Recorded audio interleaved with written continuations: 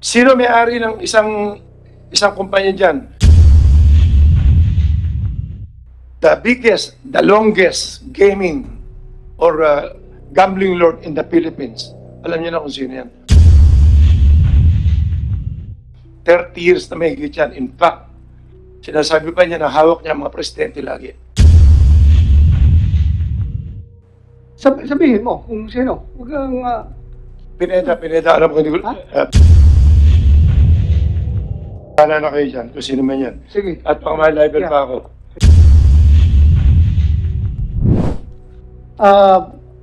You're raising your hand, Mr. Charlie Atongang. Yes, Your Honors. Huwag lang masyado mahaba, ha? Yung, okay. Sasalita po ako sa dalawang bagay. As Lucky 8, inamin ko po, nasabi ko sa inyo, kailangan, pasensya ka, hindi ako narating noong nakaraan dahil kita niyo ng boses ko, tsaka lagi ako inuubo dahil nagka-COVID ako noong nakaraan. Pero, excuse me, negative ka? Negative. May side effect na ano. Thank you, thank you. Anyway, Continue. as dalawang klase, Lucky 8 at saka as gaming consultant ng mga sugal, makakapagbigay ako ng idea rin sa inyo. As Lucky 8, owner of Lucky 8, mamaya sasabihin ko sa inyo lahat to para magaydan lang. Parang ano na ang Lucky 8, parang ginano nyo na guilty eh. Hindi naman trial by publicity, papatunayan ko sa inyo na may conspiracy rito. Okay? Wala kaming kinalaman dyan, patutunayan ko sa inyo ang conspiracy. Tignan nyo muna, sino ang totoong may-ari ng Lucky 8? Ako. Hindi kasi pwede maging may-ari rito ang abogado kailangan dito.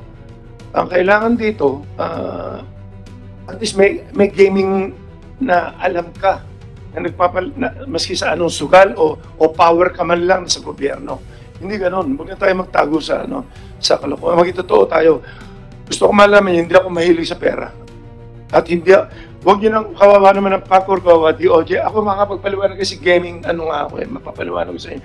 Sinisisi sila, kung talagang guilty kami, kung talagang ititigil ko to, hindi kailangan itigil ang isabong kung talagang kailangan.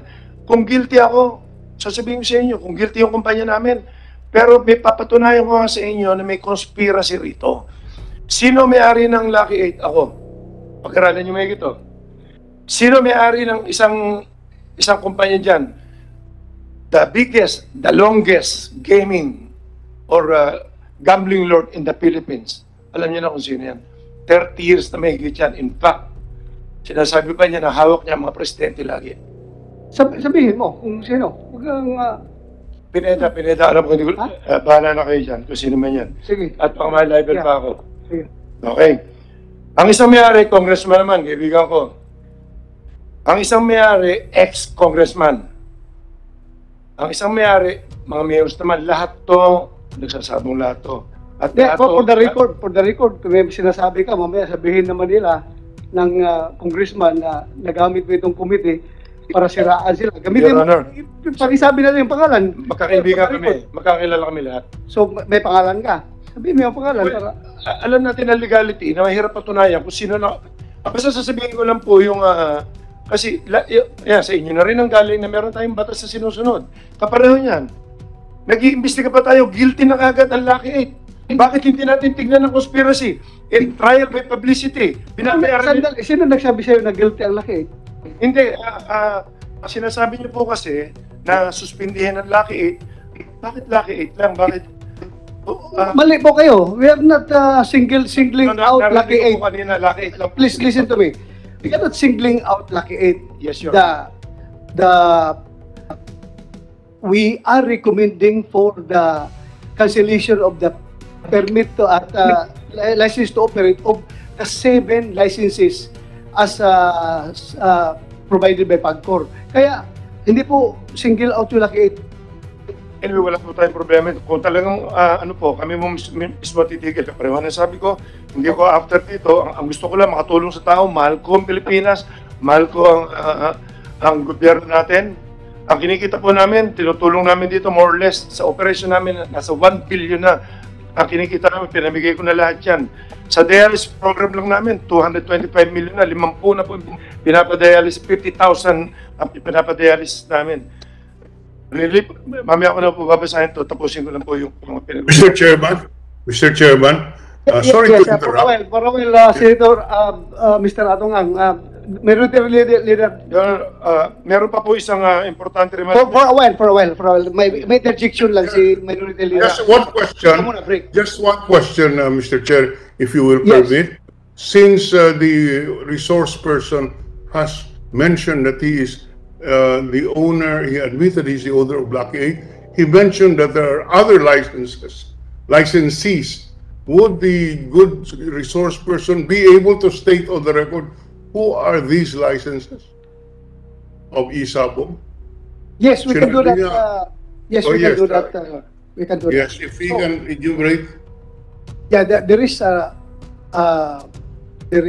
request coming from Senator Drilon that yung sinabi mo mga pangalan, bigyan mo ng mukha, bigyan mo ng kung sino yung congressman, sino yung ex-congressman, sabihin mo na for the record of this committee. Kasi nagsabi ka naman, inamin mo naman na ikaw ang laki then yung iba, pangalanan na natin.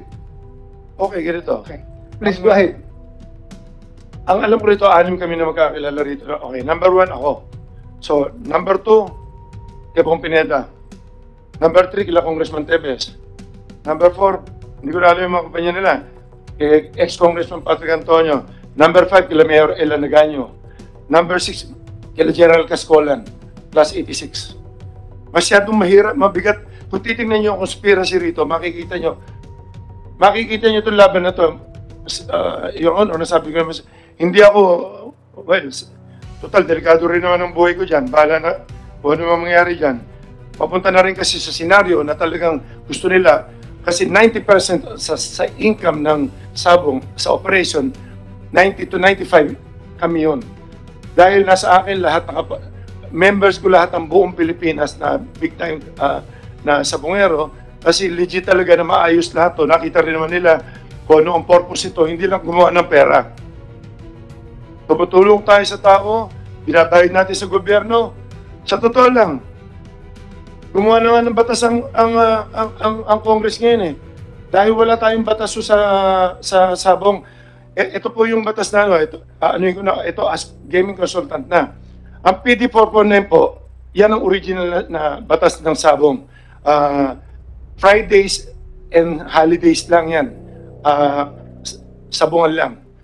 Noong 1994 yan, 1974, na-amend dyan, in-amend dyan ni Presidente Marcos bago sa bumaba, PD 1802. In-amend siya, 1802, tapos after a few months, pinalitan na 1802-A, 1981, ginawa niyang Sundays and holidays and regular days. Yan yung tinatawag ng mga pintakasin na. Ang pinakahuling batas ng Sabong. So, ibig sabihin, amended na yung PD 449, yung sinabi po ni Senator po, yung amended na po yung PD 449, naging PD 1802 na po yun. Doon po tumitigil at nagkaroon lang na isa pa na Republic Act 7160 noong 1991. Ipinasa sa local government ang paglilisensya at saka pag-aayos ng pag-i-issue ng license and pagkocontrol ng cockfighting inside cockpit only. Doon pumapasok yan. Ngayon, yung pinagtatalunan natin na ang PAGCOR ba may karapatan na umawak ng sabong? Wala karapatan sa sabong ang PAGCOR dahil ang PAGCOR, babalik tayo doon sa local government code na 7160, sila ang control, sila ang mag-i-issue ng permit, sila ang GAP ang magko-control magbibigyan ng license. So tatlong agency ito eh. Local government, ang mayor ang mag-i-issue ng permit, building permit, tapos ang GAP ang mag-i-issue ng mga license and everything, mag-monitor ng mga game fixing. Ang bet, ngayon, kaya nakapasok ang PAGCOR dito, dahil sa new technology na. Nung nagsimula na itong mga pandemic na to, tatlo lang kasi ang pwedeng tumanggap na sugal. PAGCOR, PCSO, tsaka horse racing. So, kung ano yung sugal na papasok dyan, may sasalong isa. Pag walang sumalo niyan, ibig sabihin, illegal gambling yan. Ngayon, since pumasok tayo sa online gaming, gumamit tayo ng computer, online na yan. So, kinuha ng PAGCOR na walang ibang kukuha dahil online ka, tsaka pa lang nila kinuha. Wala pa kasi sa batas ng online eh. Ang online gaming, lumabas noong 2005 lang yata yan. Nagsimula lang yan yung mga pogo-pogo. So, ibig sabihin, hindi rin natakil yan, hindi na pag-aralan sa law yan eh. Wala naman kasi yan, new technology yan eh. So, ibig sabihin, kung ano man ang batas na ginagawa ngayon, kapareho nito nung, bakit kami nakapag-start maski na may pandemic? Bakit nakapag-video ka? Ang pinagbabawal ng IATF, si cockpit. Cockpit lang po yan. Ngayon, noong nag-apply kami, pinag-aralan ko yung legality. Nagpagawa kami ng ordinansa. Tingnan nyo to. Ordinansa, noong time na yun, wala pang PAGCOR, 2001. Nagsimula kami nung ordinansa ng Manila, Lipa, tsaka Santa Cruz. Nagsimula lang kami sa Lipa, tsaka Santa Cruz. Sinasabi sa isang ordinansa, ang ordinansa kasi, yan yung parang Congress ng ating Pilipinas. So sa bayan ng Santa Cruz or sa bayan ng Lipa or sa Manila, sinasabi ng ordinansa na itong kumpanyang ito, since kami nagre-regulate, kami ang local government, binibigyan po namin kayo ng authority na magpasabong na magpalabas ng ng mini cockpit or studio. Ang tawag dito studio. At pinapayagan namin kayong magpasugal sa territory, within the territory ng online, by air or by land. Ibig sabihin nun, pwede tayong gumamit ng online na telepono at pwede tayong tumaya sa betting station na may ticket. Ang betting station na may ticket, bawal pa dahil may nung time na yan, bawal pa dahil may mga COVID nga, bawal yung mga walk-in, bawal yan. So doon kami nag-start, yung tinatanong ni Senator Tolentino, bakit nakapagsimula ang laki? Noong time nung panahon ng COVID, nagsimula kami July 15. Kung kukumpletuhin ko rin itong kwento to para makita niyo yung conspiracy. Kung sino ang mga involved dito. Huwag nyo kami i-condemn na guilty kami dyan sa mga nawawala. Dahil, sasabihin ko rin kung bakit. May isang nawawala dyan eh. For the record, I'll just cut you short. For the record, this committee is not condemning you for the disappearance of the 34 people. Hindi po namin kayo kinukondem. So, please continue your explanation. Bakit laging laki binibintang yan? Bakit lagi sa tatlong area mo lagi nangyayari kung may nawawala?